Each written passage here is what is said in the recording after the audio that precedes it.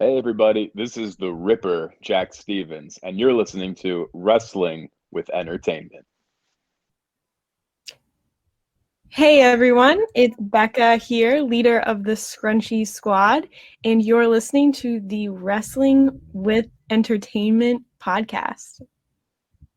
Hello, hello, hello, and welcome to the show. It's Wrestling with Entertainment, bringing you the latest exclusive breaking news, previewing and reviewing the latest shows from WWE, AEW, New Japan, and interviewing your favorite wrestlers every Saturday and Wednesday on YouTube and Castbox. I am your host, James J., alongside Kaliko Yas. I mean, if these planes wouldn't stop flying over my backyard, it'd be pretty cool. What up, world? Scooter And of course, Dust. my kid in the back. Scooter Dust. Clunky. And it's a great day for wrestling because we are wrestling with the Powerbomb Princess, the leader of the Scrunchie Squad, the Extraordinary Basic Becca. How are you today, Becca? I'm great. Thank you for asking. And Thriving. good to hear it. I mean, in today's world, you don't hear that too often. Well, Yeah. so what's coming up for you next? You may see me on the road Wednesdays, 7 p.m. on IWTV. Thursdays, Chaotic Reloaded. They're streaming on Chaotic's Twitch. And I think that's it that I have coming up. So every Wednesday and Thursday, keep an eye out. Awesome. They could actually listen to this podcast and watch Limitless Wrestling. And where can we find you on social media as well? Yeah, you can add me, follow me on Twitter at Not Basic Becca and on Instagram at It's Baby Karate. Awesome. And you said it right now. You've been wrestling for Limitless Wrestling and Chaotic. What has been your experiences wrestling with those two companies? So for Chaotic, I had my first appearance pre-pandemic in January. So besides that, that's the only time I've wrestled in front of a crowd, the Chaotic crowd. Since then, it's been tapings, and they do like small like studio tapings with like a small crowd of like students, similar to like the Limitless tapings. So it's been a little different than if there wasn't a global pandemic happening. but, but it's been really good. January when I debuted for Chaotic, that was my first singles. And so I think like between my first and second Chaotic appearances, a lot has changed in terms of my look and my wrestling style and ability. So it's been kind of cool. I feel the same way about Limitless, where I did my first Limitless dojo taping in March, right before the shutdown. And since then, I just feel like every taping that I do for Limitless, every season of the road, I just like see myself evolving, which is like pretty cool. And I don't know if that would really be so apparent if it wasn't during a pandemic. So it's kind of cool. There's like upsides and downsides. Like for both of them, I can't wrestle in front of their audience, which is a bummer. But at the same time, like I have like a really like visual and like trackable way to like see my progress, which is kind of cool. So And you're just coming off a big match against Davienne from Mhm. Limitless. They had a big show. They crowned their Yeah. new world champion. Could you tell us about that match? Yeah, so that was my first appearance on like a big Limitless show. Um, yeah, it's I think it's been my biggest opportunity to date. So I just like I was like, I need to have a banger, like I need to just go all out. Everyone on the show was so talented, and every match is like so good. The honestly, I think it's one of it's definitely my favorite show of 2020. If you haven't watched Vacation Land Cup, it's on IWTV. So good. I love tournament um, shows. It's like my favorite like kind of wrestling show is like tournament. So I loved it, and being on it was just so exciting. Um, yeah, I think I've never had as much fun in the ring as I did. Also because Davienne is just such a good opponent. She really like just like kicks ass, and like you just like have to be ready. I mean, I was gonna say it doesn't look like when Davienne wrestles, it doesn't seem like she's walking. It seems like she really lays in those blows.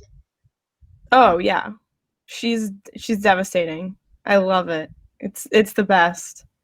It's she brings the fight, and like you have to step up when you're in the ring with her, and it's great. I learn so much every time I wrestle her, um, and I hope to do it many more times. Scooter, you have a question? Yeah. Now, the term basic has gained a notoriety over the years to mean something insulting. So, what made you decide to choose that specific adjective for your in-ring career? So I'm kind of dropping the basic from my build name, but it's like totally fine to like still call me Basic Becca.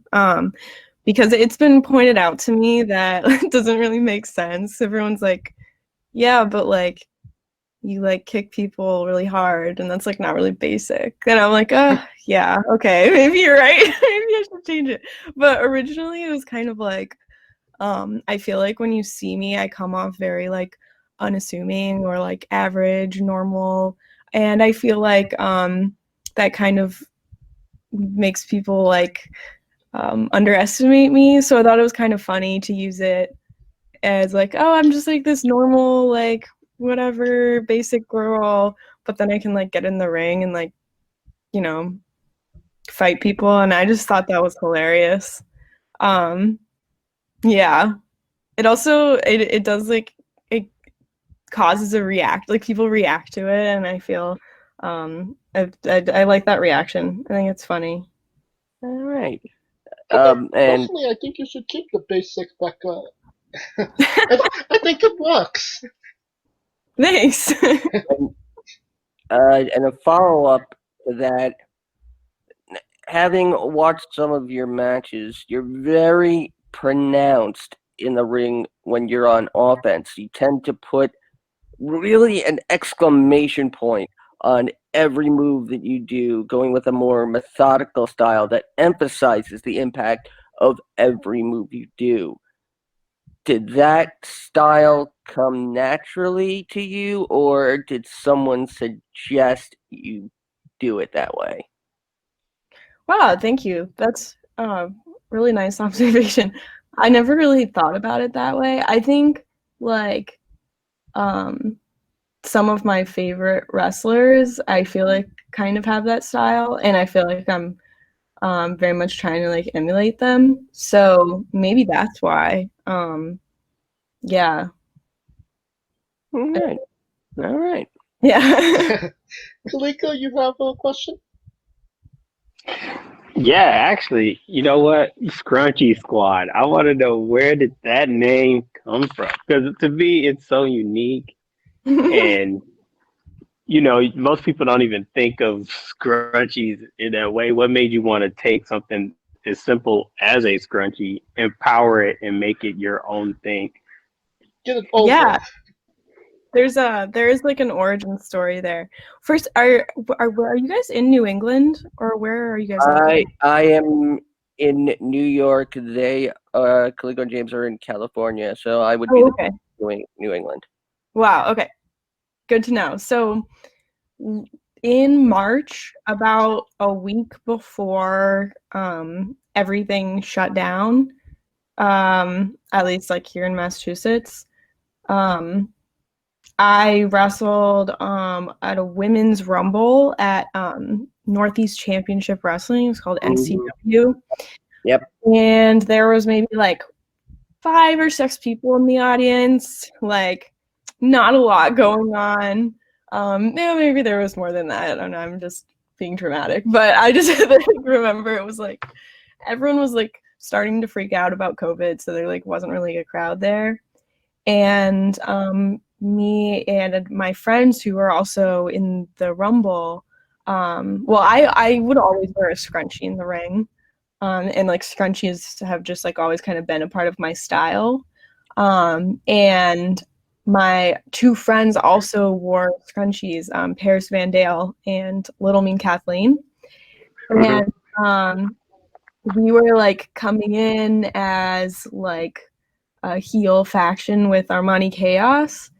And so we were like, what if we just like made it all about the scrunchies? Like, we just like thought it would be really funny. So we like came in and we were like, you're wearing a scrunchie, I'm wearing a scrunchie, like we're so much cooler than everyone else. And we were like beating everyone else up because they weren't wearing scrunchies. And that's like how the scrunchie squad kind of originated. So it was originally me, Paris Van Dale, and Little Mean Kathleen. And then I thought it was so funny. Like, maybe it's just me being stupid, but I was just like, this is hilarious. Like, this idea of this like mean girl clique, like whose like identifier are scrunchies. So I started just like being really dramatic with it and like yeah, just like going in on the scrunchie stuff. Like I already own so many, so I made like videos of me like with all my scrunchies or whatever. And people just were like really enjoying it and like vibing with it. And then I was like, you know what? Like I already wear scrunchie, you know, I'll always in and out of the ring. Why don't I just like start wearing more like on my wrists and like just like lean into the aesthetic of it, because that's already like who I am outside of it. So like why not bring that into the ring? And that's like how it happened. So now I guess like I kind of like co-opted it. It was all 3 of ours and now it's like just mine. But yeah, that's kind of how it happened. Well, See, I would love to join the scrunchy squad, but you know the way my hair is set up, I can't. well, I can't make it happen. On your wrist. Oh, okay, on the wrist. See, that's what I'm talking about. See, it's official now. I can join the crunchy squad now. The scrunchy squad. Well, I'm wearing one in my hair, so Wow. yeah, my Everyone hair is is that long, yeah. Lucky bastard. See, I can't do that. Scrunchies don't work well with afros, but you know what? You know, I can throw it on. I can throw it on the wrist and make it do what it do. And another question that I actually had. A lot of you, I seen you had a couple of intergender matches, and considering how it's now the in thing in 2020, how comfortable do you feel in the ring with a person of the opposite sex? Because we know you're more than capable of it from the matches that I've seen. But how comfortable do you feel with in the ring with a man? Do you see that as like, you know, a fad or something you can continue to do? What are the advantages and disadvantages of it? Yeah, so I know like intergender is like kind of controversial for some people, but I don't really like have a problem with it. I like enjoyed all of my intergender matches I've had. In terms of like long term, I think like most of the wrestling media I consume is not intergender wrestling. I love like Joshi, like women's Japanese wrestling. I NXT women's like everything WWE women's division, like that's like mainly what I watch.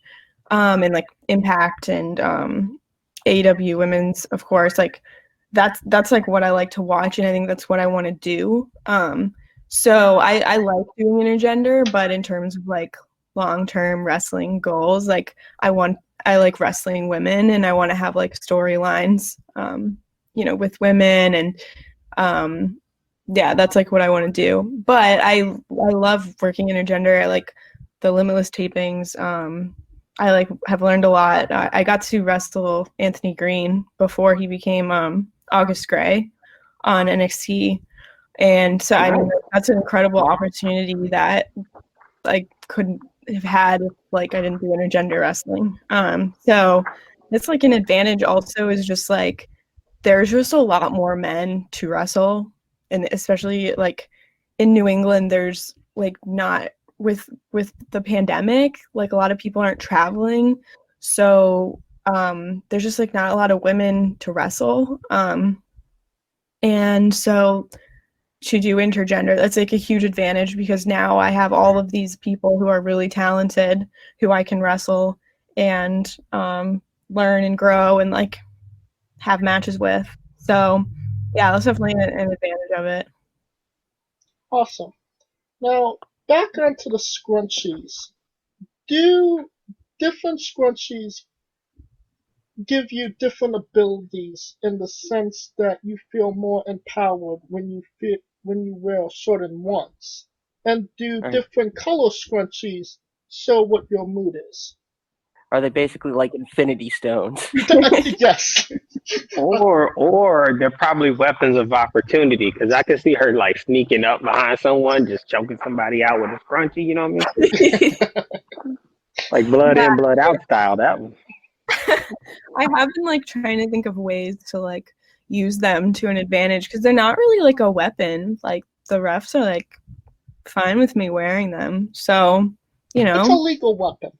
Yeah, it's fine. Like I can figure out ways to like use them to my advantage. Yeah, there's definitely my scrunchie choices are very intentional. I'll tell you that. I have like a pink neon scrunchie that is like my favorite one that I wear like when I'm most nervous for like a match or like a big opportunity. That's like my special one. I have like an orange one that's like really soft that I really like to wear in the ring. It also like stays put very well. And then I have like some like bolder ones when I'm feeling more like aggressive, or like if I'm feeling more technical, I might go with like a white scrunchie. I don't know, like yeah, I it's very intentional. I'll tell you that. Speaking of white scrunchies, somebody stole your holiday scrunchie. As of this taping, have you found it or narrowed down the list? Look, I can't find it. And the suspect list is growing longer. And it's getting harder because every time I add a new suspect, I'll like tweet about it and then they'll be like, I took it. And I'm like, okay, well, everyone didn't take it. Somebody's lying, But it's like, I don't know what to believe. I'm just going to have to keep investigating, I think. I'm trying to narrow it down, so I'll be tweeting updates as they come out. Well, we actually know a wrestler that's also a criminal that has a degree in criminology, Mickey Folk. So you might want to throw him in a DM to try and get his help on this as well. That's a really good idea. I mean, he was going to help Tommy Dreamer find out who shot Johnny Bravo. So yes, he's had some wrestling related cases in the past. Yeah, this should be a piece of cake for him. Yes. First 48 scrunchie edition. That's what I'm talking. Exactly. Scooter, you have a question? All right, now take us back to your very first day of training. Where was it? What was going through your mind? And what were your expectations going in compared to your expectations coming out of that first day of training? So my first day of training was an open house at the lockup in Fall River, Massachusetts. The trainers there were at the time Ryan Drew and Nick Steele. And I remember like going in just being really nervous and excited. Honestly, I think I was like slap happy, like delirious, like the whole time. Like I think I was just like I don't know, I was probably acting like psycho. They're probably like, this girl is insane. Because I was just like so happy to be there. We definitely didn't do as much wrestling stuff as I thought we would. We did like conditioning drills, which like I love that kind of stuff. Like I like, you know, when gyms were open would like pay for someone to like yell at me while I'm working out. So like I love that kind of like physical activity. So that was great. And then we just did, I think we did like lockups and maybe some like chain wrestling. We did some shoot wrestling. I remember that. And I loved it. I loved all of it. I think like afterwards I was just like smiling. Like I was so just like, oh my God, like this is so great. I had been wanting to like really train for a while. And yeah, I that's like all I remember is just like freaking out from like happiness, excitement. All right. What about Kalika? You have a question? And my question is more like potential. Are there any women wrestlers that are on the independent scene that you have goals of wrestling? Because I could totally see you with against like an Allison Kay, a Thunder Rosa. I could see you eventually getting to that echelon. So, are you having any dream opponents that you might want to face one day? Oh my God. Yeah. Talking like indies across the US, yes, definitely. Thunder, oh my gosh, Thunder Rosa is amazing. That's like top five, like would be amazing. Jody Threat, I really like. She's wrestled for Beyond. She's like she's dope. I would love to wrestle her. Rache Chanel. I know she's on AEW, but like I think she's so entertaining and awesome. I just like love watching her wrestle, so I would love to wrestle her.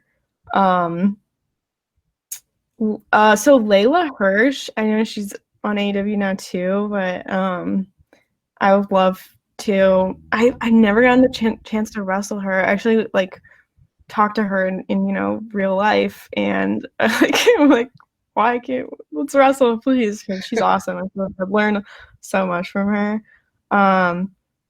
Yeah, there's so much like good women on the long list. Yeah. Like a hit list up in this thing. That's what I'm talking about. Now, I'm curious if you've ever wrestled a woman by the name of Nikki Adams. I have not. No. Okay.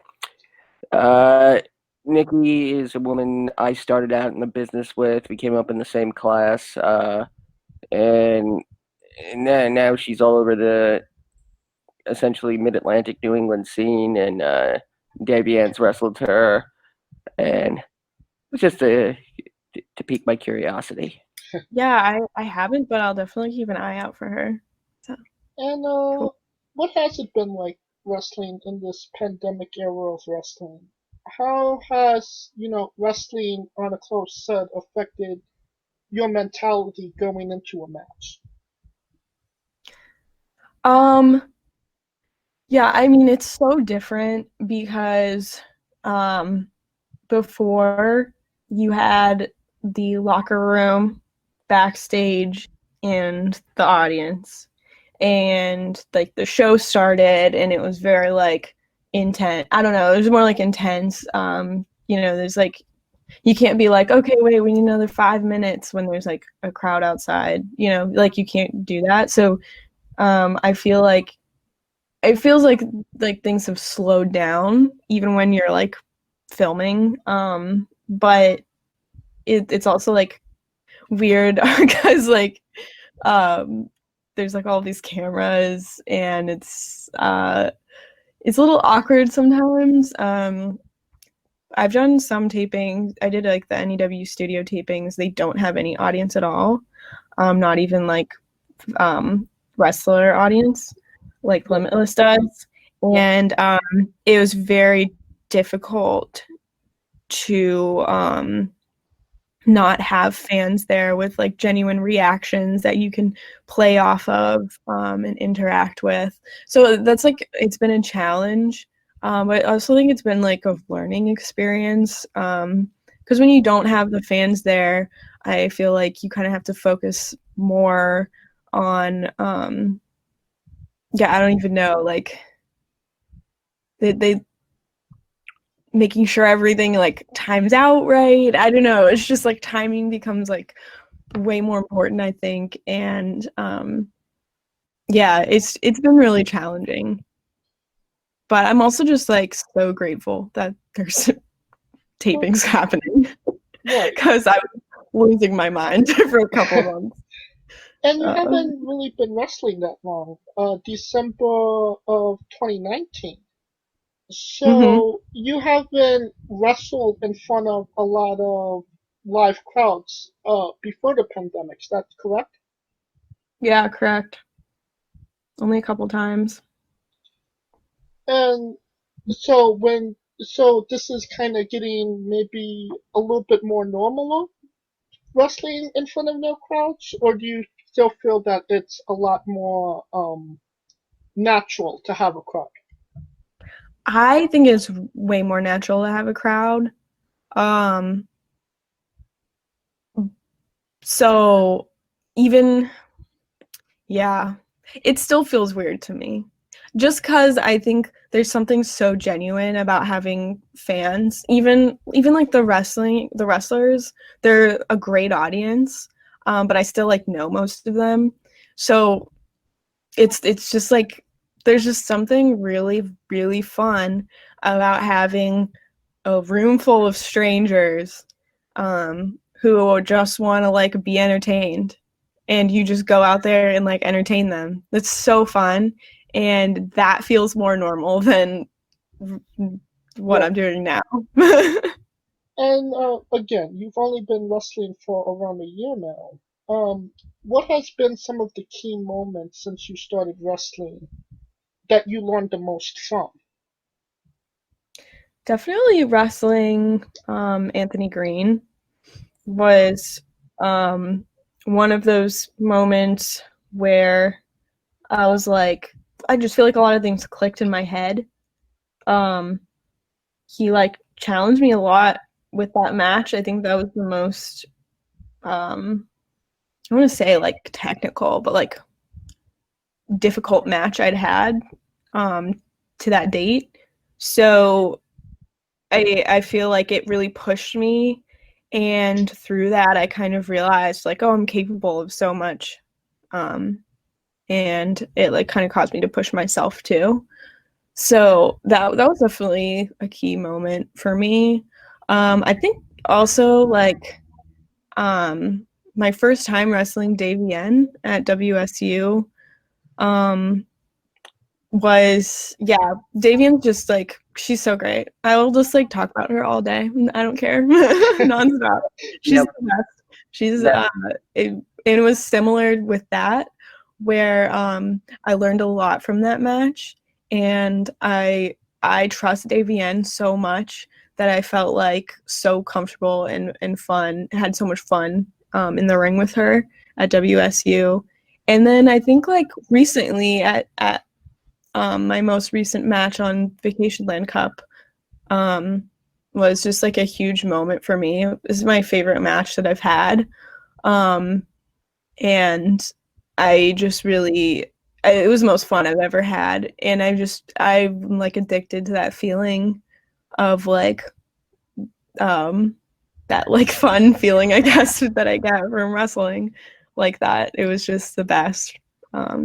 Now, going back to your match with that match you're talking about with Davienne, that was for the WSU Spirit title, correct? Yes.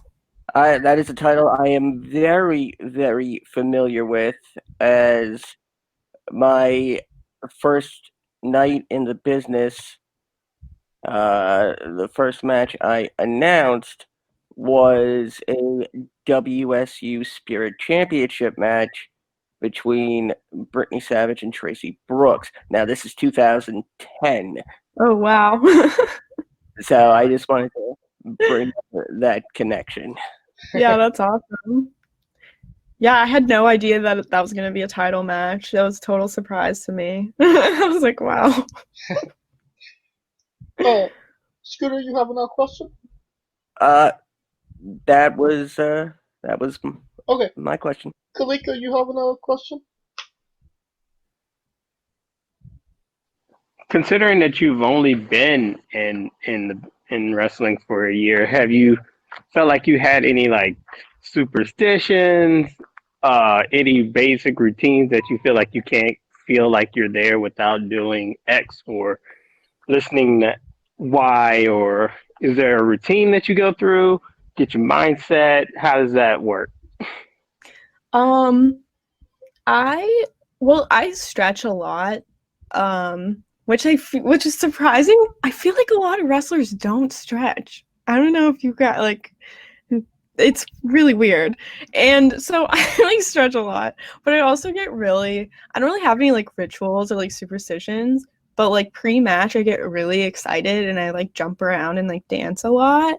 And so I guess like dancing before, which like I'm not a dancer, like I'm really bad at dancing. So for me to dance, it's like there's a lot going on in my head if I'm dancing. We all got soul. We all got soul. Having been trained by Pat Buck, he always emphasized the stretching, the stretching, the stretching. Of course, now he's wearing the most ridiculous suits on Monday nights, but still. Alright, I think you knew this was coming, Becca. Love Doug. You, correct me if I'm wrong, you broke up with him, and you unleashed him on DVN. Look, we were never together. I just want to say that. But he put a ring on it. Yeah, that was a one-sided situation. Well, from what he tells his therapist, it sounds like you were ready to tie the knot. I know. He was like, she did say no. Yeah, And Doug needs a lot of therapy. That's all I'm gonna say. we've had Davienne on before. She has told her case about Love Doug. Maybe you could tell us your case on Love Doug, and maybe why he should leave you alone. Honestly, like I don't even know what. Like I feel like now I just live with it. Like it was annoying at first, and now I'm just like, if I post something, he's gonna retweet it with a bunch of heart emojis. Like I just know that's gonna happen. So I feel like now it's just part of my life. I've just like accepted it. I'm just like, this dude. But yeah, I can't even remember how it started. Maybe like backstage at Limitless. He just started like following me around a lot. And then we fought each other in a 6-man and I pinned him. And I think that like fully triggered the like obsession. And then we had our match and I defeated him, and I thought that would be the end of it, and then it wasn't. I was like, thank God it's over. And then, of course, on Twitter, on Instagram, still talking about me. Then it was Davienne, and I was like, thank God. He's moved on. He's done. And now we're both his loves, supposedly. Apparently. It's what he's mentioned on the internet. So I'm just like, you know what? It is what it is. Like, Doug, I don't think he's dangerous. So I'm just like, If let him live his life. if he ever goes up to you and says, "Hey, does this smell like chloroform?" Run. Yeah, I wouldn't even let him get that close. I mean, he's more like if you can't beat him, wife him. That's what that is. All right, good question. You're from New England, correct? I'm actually originally from the Midwest, but I live in New England now. Oh, what part of the Midwest? I'm from Ohio. Oh, Yo. They don't deserve to be in the football playoff, by the way. I know you are an Ohio State fan. I feel like that's like Ohio State is like Alabama. They got a bunch of other teams. There's really one team. Don't make me roll tide here. Back to the question. Are you a Boston clam chowder or Manhattan clam chowder person? You mean New England clam chowder? New England. It's also Yes, known New as England. Boston. I have no idea. So you're not a clam chowder person? No. Probably a good thing in this day and age that people stay away from. I feel like I've seen it, and I'm always just like, okay, that's, I don't know. Well, I like Manhattan. I like a New England. I think maybe we can simplify that question. Tomato or Alfredo? Tomato. Well, there you go. Manhattan. And pineapple on pizza. What's your stance? I think it's fine. I don't personally partake, but like, I don't get why people are so judgy. If someone wants to eat pineapple on their pizza, let them. You know? Mm-hmm. I mean, I think that was the normalest answer we've ever had for that question. People just get so aggressive about it. I'm just like, calm down. Oh, It's you food. should have heard Master Slamovic about it. Oh God. Alright. Was she very opposed?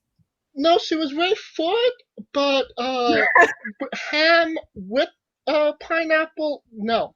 It was like no way. I'm actually a vegetarian, so I'm like, ham is off the table anyway, so it doesn't matter to me. It is time for that segment once again. Basic Becca's Bizarre Adventure.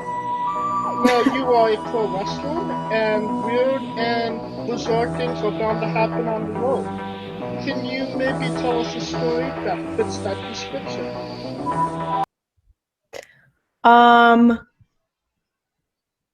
A weird or bizarre event on the road. I mean, I think getting proposed to in the ring is pretty weird and bizarre. I watched a loser eats dog food match at one of the tapings. That was pretty wild. Yeah.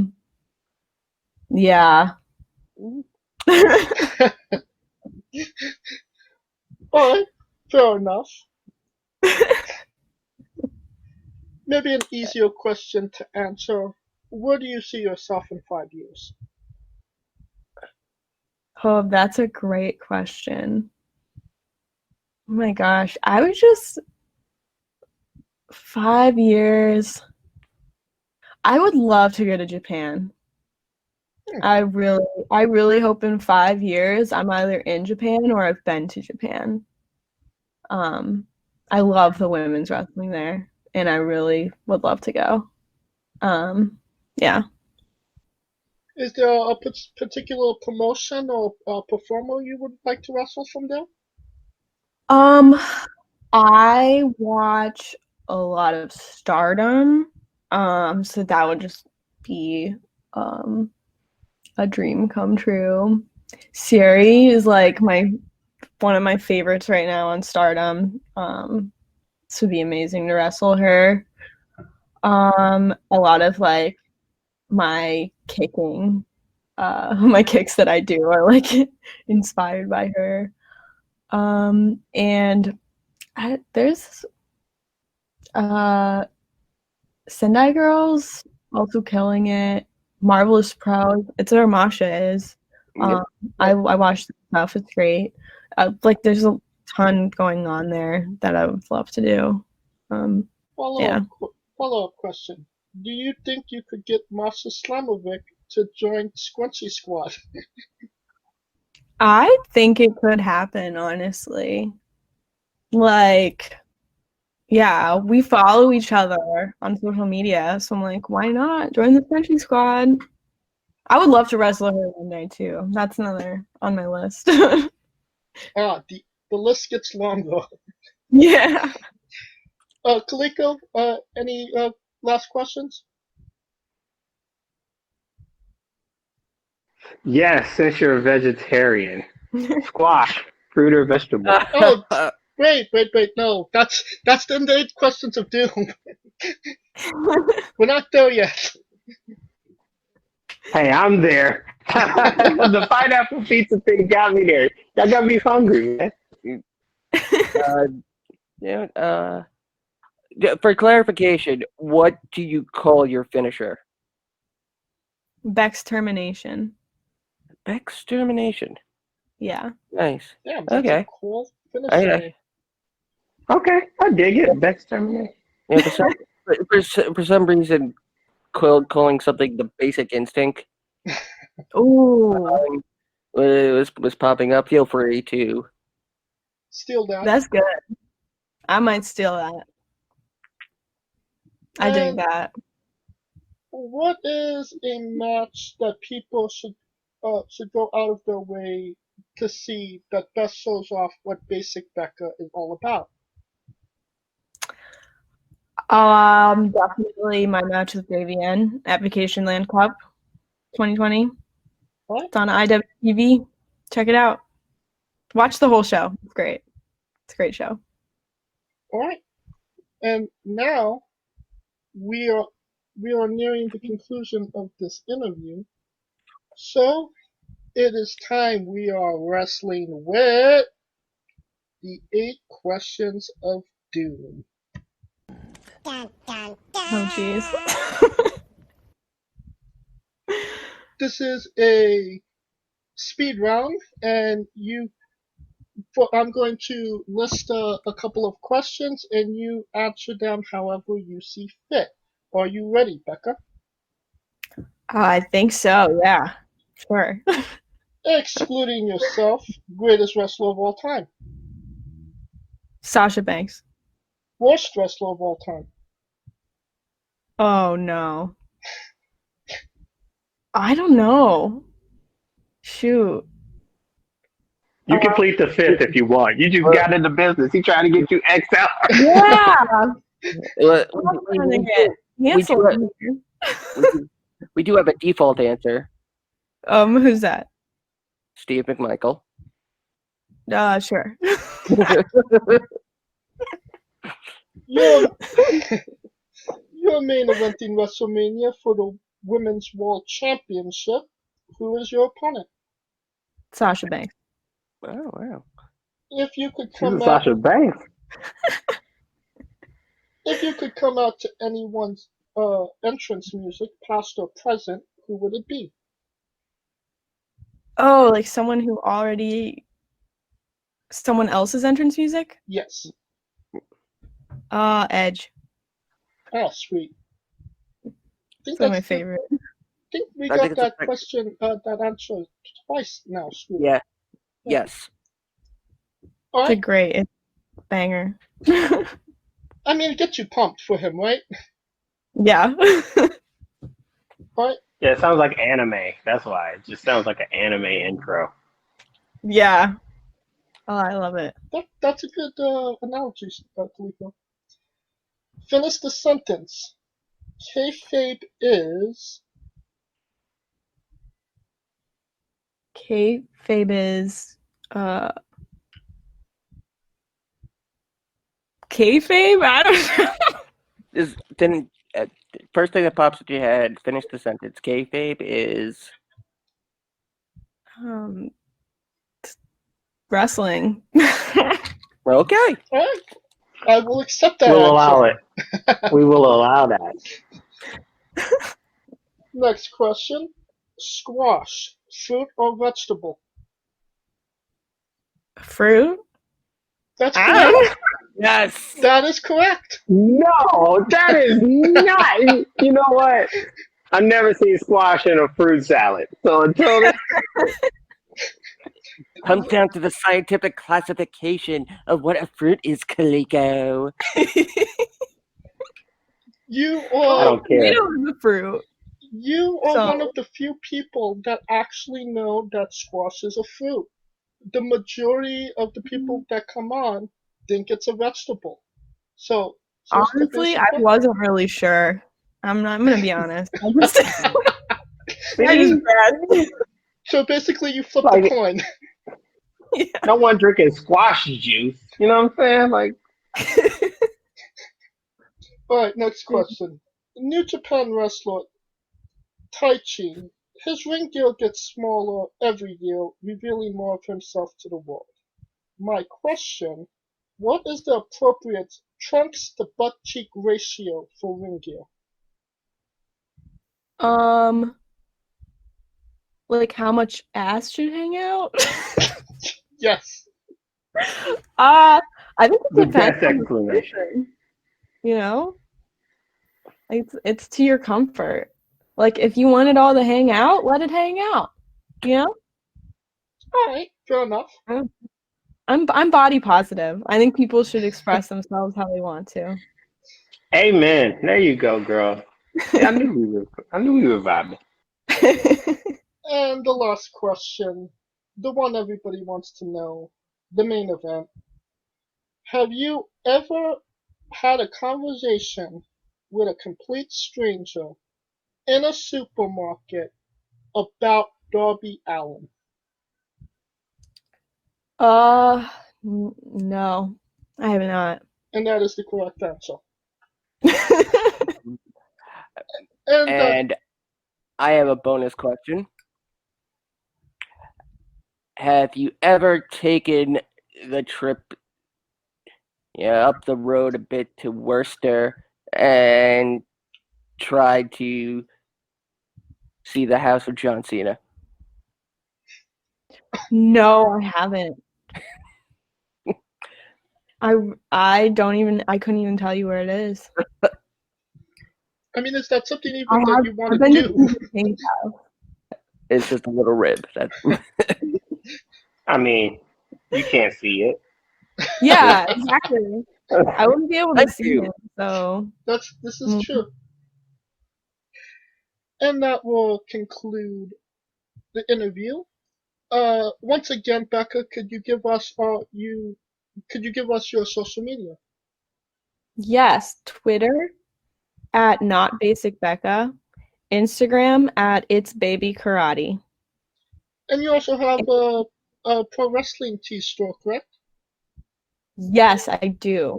I think it's Basic Becca, but I can't remember.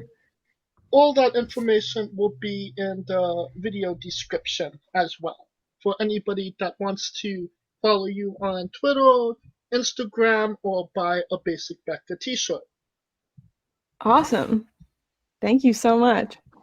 Oh, absolutely. And get all the scrunchies up with it. Just get all the scrunchies. Just line up 20 scrunchies with your shirt, with your Becca shirt, and you in it for life.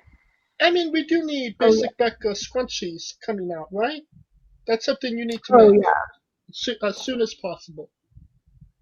Yeah, definitely. I feel like if we were, having like in-person shows, I would definitely be handing out scrunchies at these shows, trying to get everyone in the scrunchie squad. So when we're back to real shows, Are we all three of us in the scrunchie squad as of now? Hell yeah, absolutely. All right. Slap on a scrunchie, you're good to go. All right. That's what Yes. we will do. Yes. I won't let you down. I won't.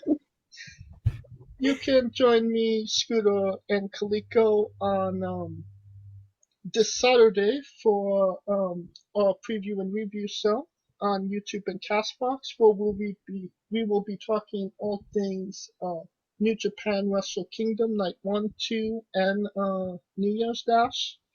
Until then, you can follow all of us on Twitter as well. I am at JamesJ993. For everything wrestling with entertainment, you should follow me. Kaliko, where can they find you?